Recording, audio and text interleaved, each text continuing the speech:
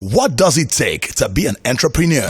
When you wake up early in the morning thinking about, your vision that you have. Whenever you choose to set up any form of business, you have to be passionate about it. You literally want something to be successful. To be successful in entrepreneurship. Realize they needed to go to school to learn the profession. Meet the brains behind the business. Wait for that money to come, and you must have a budget. One of the mistakes when they try to be entrepreneurs is they jump into it a little bit too early. If I don't know, then I know a lot of people don't know.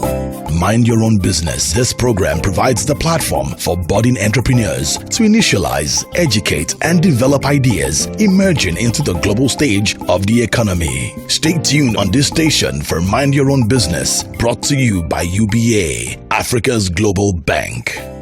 Are you a budding entrepreneur or in pursuit to start your own business? Mind Your Own Business provides great tips and sheds more light on the success stories of some established entrepreneurs. Mind Your Own Business is also giving away 100,000 Naira weekly to 2 lucky winners, plus entry for the grand prize draw of 500,000 Naira. But first, to be part of this, you have to open and fund an existing UBA Lion Prime basic account with 20,000 Naira or more. Stay tuned for weekly questions coming your way, and remember to send your name, location, and correct answers via our Twitter handle at MYOBizNigeria with the hashtag MYOBizNigeria. Mind Your Own Business is brought to you by UBA, Africa's Global Bank.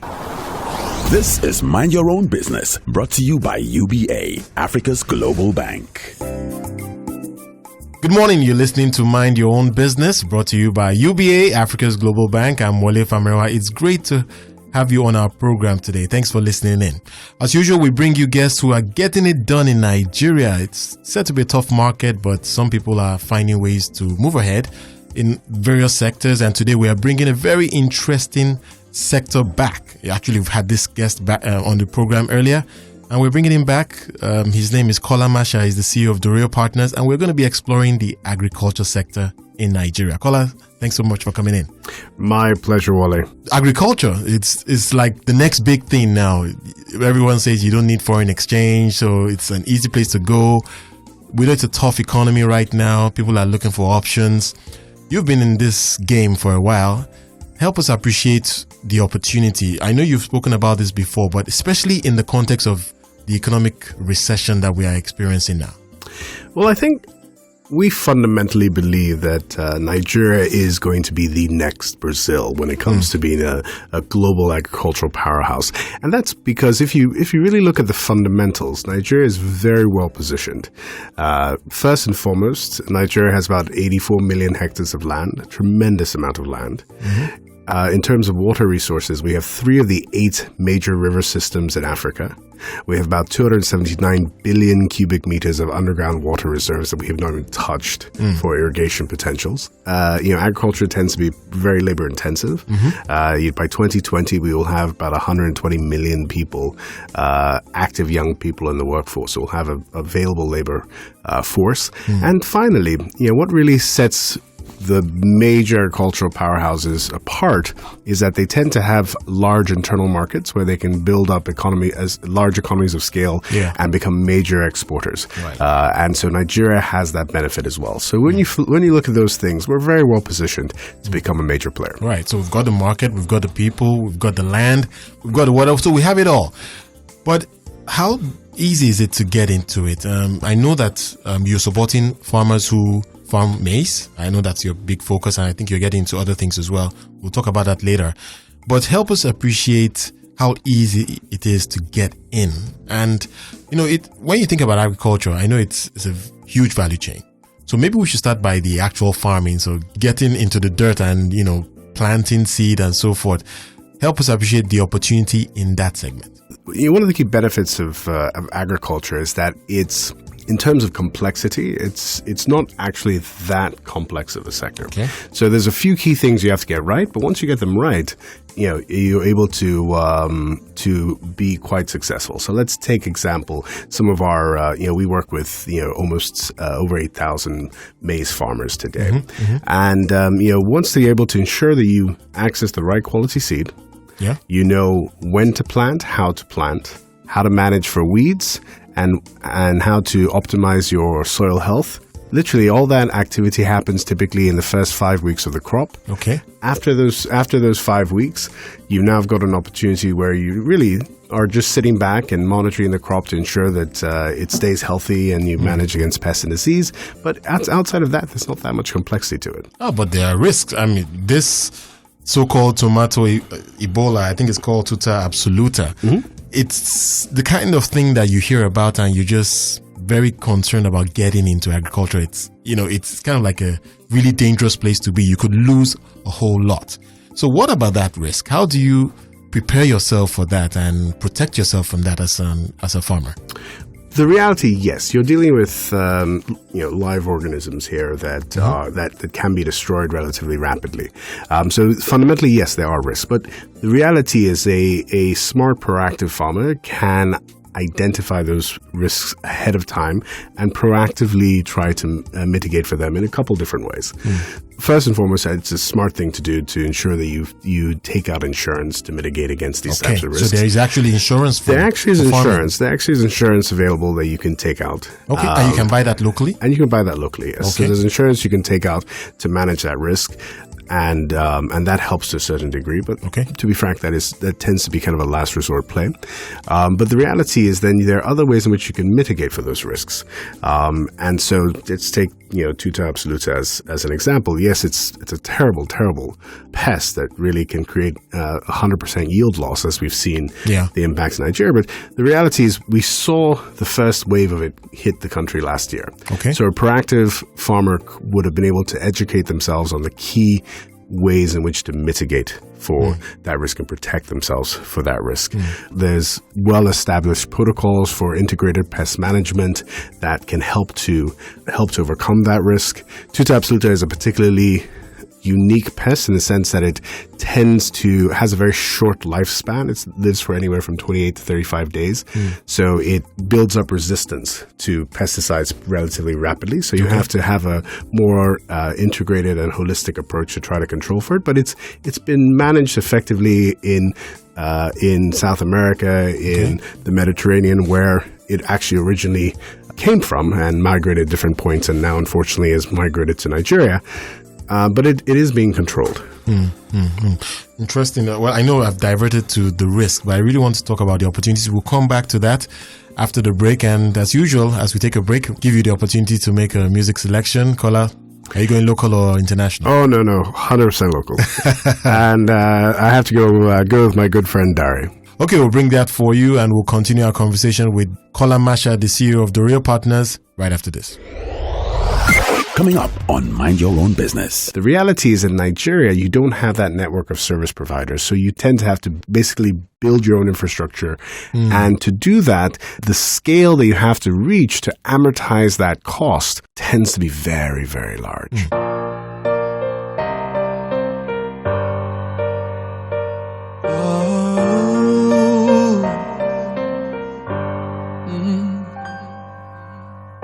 Like a fire in the rain,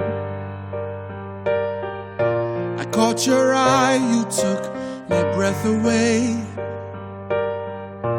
As I watch you let your hair down, like a wave across the waters. When we kiss, I feel your tender lips. With my fingertips, I walk all over you, and I gaze into your eyes as our bodies intertwine, like I was meant to always be. Inside of you, inside of you, inside of you. Let me live inside you, baby. Inside of you, inside. You're listening to Mind Your Own Business, brought to you by UBA, Africa's global bank. Welcome back to Mind Your Own Business, brought to you by UBA, Africa's global bank. We're speaking to Kola MASHA, the CEO at Doreo Partners. We're talking about agriculture. And of course, in the first segment, he did stress some of the challenges that you could face in the space. But of course, he did also mention that there is insurance for things like pests, attacks, and so forth. And I want us to just touch on that very briefly again. Tuta absoluta. It's absolutely decimates the tomato crop right now, and it's so unfortunate. I can imagine the losses that so many have had to endure. And like I mentioned earlier, it's something that would really scare a lot of people. So help us appreciate pests, how big a risk it is. And maybe you can still help us appreciate this particular pest. Is it only something that attacks tomatoes, for instance? Well, it impacts tomatoes. I believe it also impacts, I believe, eggplants and other crops like that. I'm not 100% certain on that, but it's mostly around tomatoes. Yeah. But I think what makes Tuta absoluta unique is that it is invasive species that is new to this environment. So it doesn't, the reality is many of these new invasive species don't have natural predators or that can help to control the spread. And it also is a unique pest in the sense of, if you look at how it replicates very, very fast. A typical female will lay anywhere from 200 to 300 eggs. Wow. And so just think about how quickly that could grow. Then overlay the fact that, as I mentioned earlier, that due to its short lifespan, between 20 and 35 days, it tends to basically build up resistance to pesticides. And so something may work one day and the next day it doesn't work. So it's a more complicated pest to control. Now, it can be done. If you look at some of the models that have been used as integrated pest management to control for it, you have things such as using pheromone bait traps to lure these insects into traps to kind of control them first, and then basically irrigating your land with a solution that tends to have a particular type of pesticide mixed in with water that helps to deal with any of the pests that may not have been lured into the traps, ensuring that there's multiple other steps, but there's a lot of different steps that you can go through to try to control for it. As I mentioned before, the reality is this is not the first place in the world we have Tuta absoluta, and it's about us being able to learn from other parts of the world that have controlled it effectively. All right, you've heard it from Kola. Don't be afraid. You can still get back into agriculture. Exactly. Even after this terrible, terrible pest. But let's move on to talk about practically, how do I get into agriculture? So I imagine I need to get land, right? So just take us through the steps. If I get the sense that I really want to test this or I really want to get into it, where do I start? The reality is that to access land is a challenge in Nigeria, because it's not a very straightforward, clear process. If you look at how most farmers that I know that are able to do it at a relatively small scale, is they go back to their communities in which they have some level of relationships. Okay. So like your hometown, so on and so forth. Right. And are able to then, as opposed to purchasing, I would always encourage a first-time farmer to lease land for a season, much more cost-effective. Right. So hopefully in my hometown, it costs what? 50,000 a year? I'm not so sure about your hometown, but if you go up to a place in the north, you can probably lease a hectare of land for the season for somewhere between 10 and 25,000 naira, depending on your relationship and networking skills and so on and so forth. That enables you to basically get some experience. Now, the reality, though, is I would be hesitant to encourage folks to invest too heavily in very large-scale farming. Okay. The reality is that the Nigerian agriculture sector is not designed to support larger-scale farmers. I'll give you a tangible example. So, if you look at the average farmer in the U.S., for example, the average farmer in the U.S. has anywhere between 300 and 400 acres, which is about roughly 200 hectares. Not a massive amount of land, but the reality is that they can operate that 200 hectares effectively and efficiently because they have a network of service providers that they can basically purchase services from to be effective and efficient. Okay. The reality is in Nigeria, you don't have that network of service providers, so you tend to have to basically build your own infrastructure. And to do that, the scale that you have to reach to amortize that cost tends to be very, very large. And so that becomes a major, accessing thousands of hectares to amortize that, a lot of those fixed costs becomes very, very difficult. All right. Interesting point you're making here. And I think this is leading us to a conversation around the value chain. I imagine that some of those services you spoke of are part of that value chain. And is that perhaps a good area for an entrepreneur to begin to explore?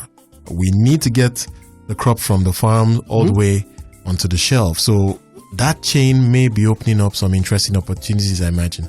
Well, no, they definitely are. I think there are folks that are actively investing, take, for example, in land preparation services. Okay. The reality, it doesn't make sense for a farmer to own their own, typical small farmer to own their own tractor. The reality is they're going to use it maybe 2-3 weeks of the year, and then it's going to sit there for the rest of the year. So it doesn't make economic sense. But then they can basically lease that service from a contractor. And that business model has proven to be quite viable. The economics can be quite strong, and there's technology now available to, for example, you've got tracking mechanisms that you can be, if you owned a tractor and you pull together folks that working that tractor for you, you could sit in your office on your iPad and track where your tractor is, see when it's on, see when it's turned off, see where it's going, see how many hours it's worked, and you can literally shut it off if you see that it's going somewhere that it shouldn't be going.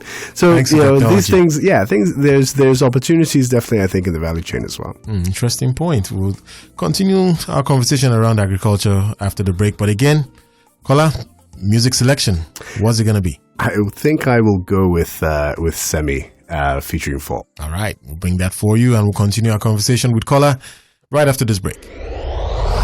Coming up on Mind Your Own Business. Ag is a high volume, low margin business. So if you don't get your operations right, very quickly all profits can be eroded. Gotcha. And so if you're not on top of things, if you delegate too much without the right control systems, you're just going to be taken for a ride, quite frankly.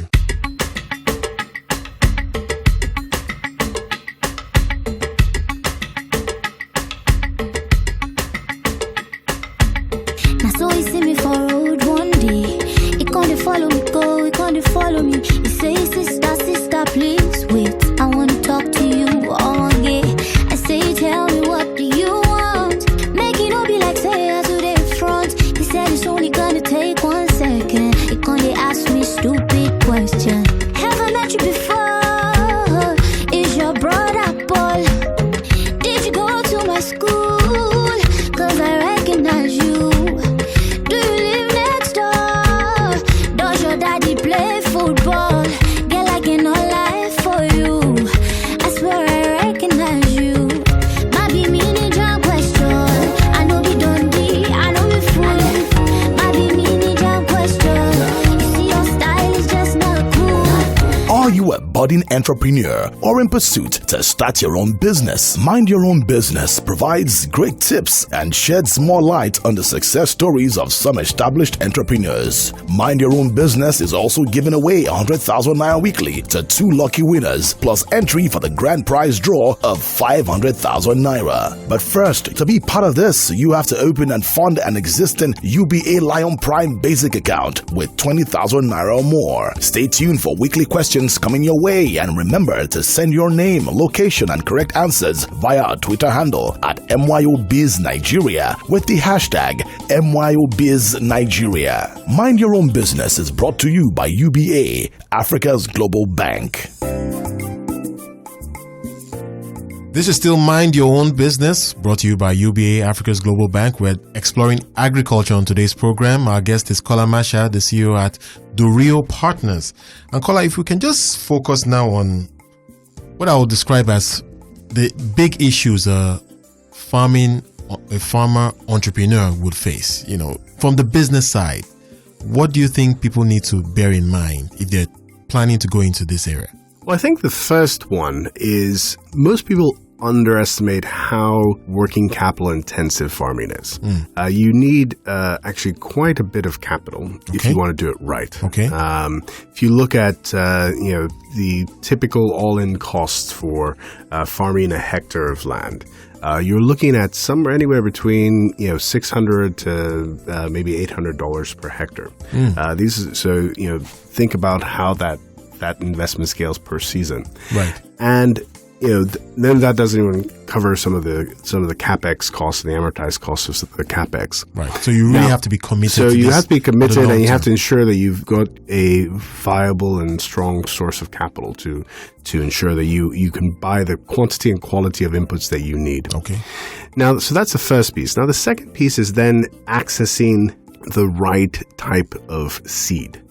The reality is that, the seed that you select is so critical. The seed has a certain fixed genetic potential. Okay. And so oftentimes, and people, it's very difficult to tell what's good seed, bad seed, so on and so forth. So is it like some seeds can grow in the north and won't grow in the south? Well, it's something ensuring, around the soil, for instance? Yes. Ensuring that you have the right seed for the right location is very critical. But specifically what I'm referring to is, you have some seed that no matter what you do, you can bury that seed in fertilizer and it'll grow maybe 3.5 tons per hectare if you're lucky. Right. While some other seeds will maybe more fertilizer efficient, will utilize less fertilizer, but may have a yield potential closer to 6 or 7 or 8 tons per hectare.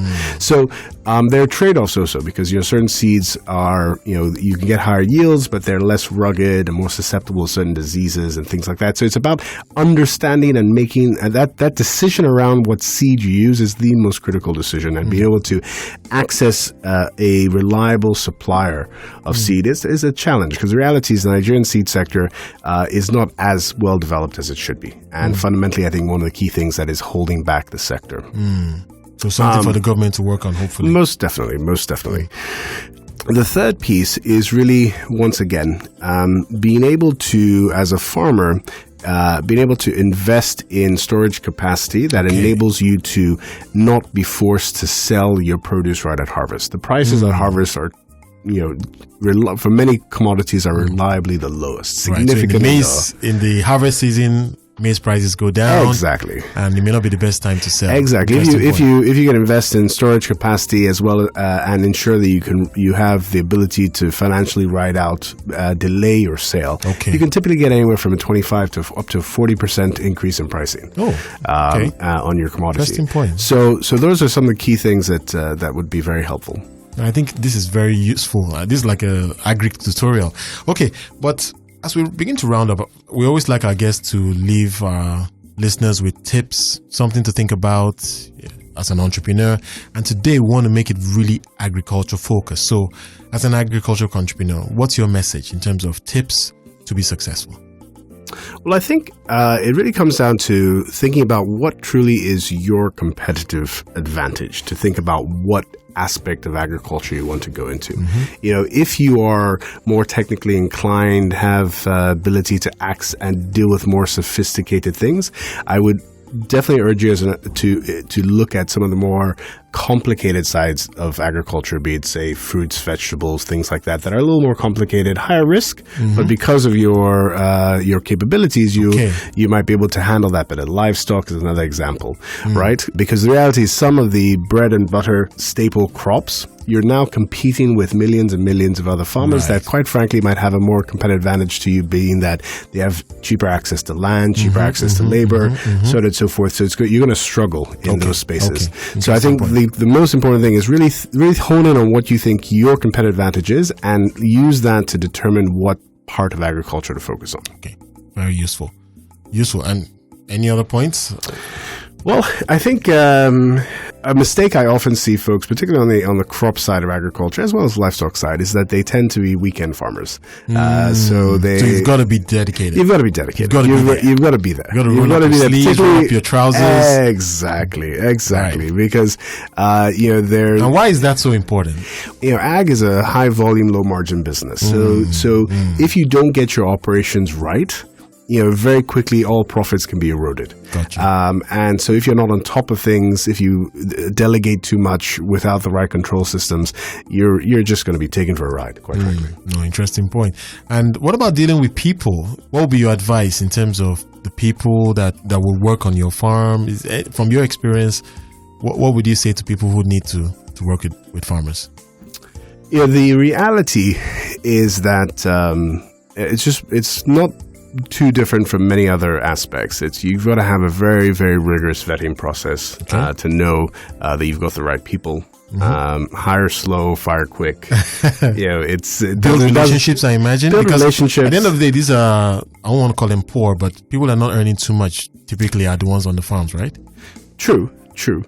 If I understand the question correctly, the question is if I own my own farm and I'm hiring people to work on my farm. That's the question. That is what I'm looking for. Yes. Okay, yeah. So in that context, it's really the advice doesn't differ from pretty much if you're running a regular factory. It's really about ensuring that you have a very strong vetting process. To ensure that you have good people and have good control systems in place, so that people know if they do something wrong, they will be caught. All right. Well, Kola, it's really, really great having you back today. Thank you so much for your insight. We've been speaking to Kola MASHA, CEO at Doreo Partners. Very interesting conversation around agriculture in Nigeria. I'm sure you've learned a thing or two.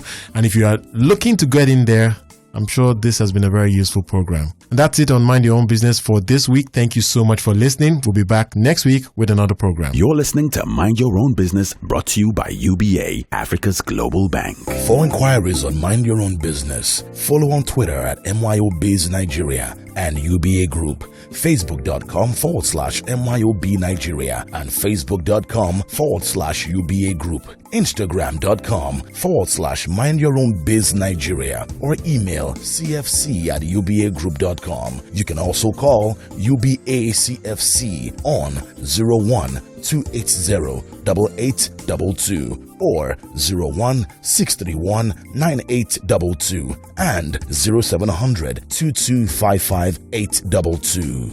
Today's business tips on Mind Your Own Business from Kola MASHA. First, have the competitive advantage. Second is dedication. And third is the right recruiting process. What does it take to be an entrepreneur?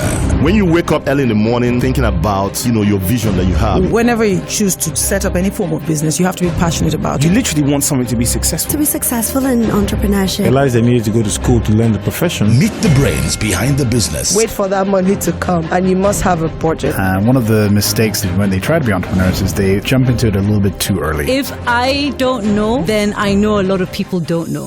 Mind Your Own Business. This program provides the platform for budding entrepreneurs to initialize, educate, and develop ideas emerging into the global stage of the economy. Stay tuned on this station for Mind Your Own Business, brought to you by UBA, Africa's Global Bank. Are you a budding entrepreneur or in pursuit to start your own business? Mind Your Own Business provides great tips and sheds more light on the success stories of some established entrepreneurs. Mind Your Own Business is also giving away 100,000 Naira weekly to 2 lucky winners, plus entry for the grand prize draw of 500,000 Naira. But first, to be part of this, you have to open and fund an existing UBA Lion Prime basic account with 20,000 Naira or more. Stay tuned for weekly questions coming your way, and remember to send your name, location, and correct answers via our Twitter handle at MYOBizNigeria with the hashtag MYOBizNigeria. Mind Your Own Business is brought to you by UBA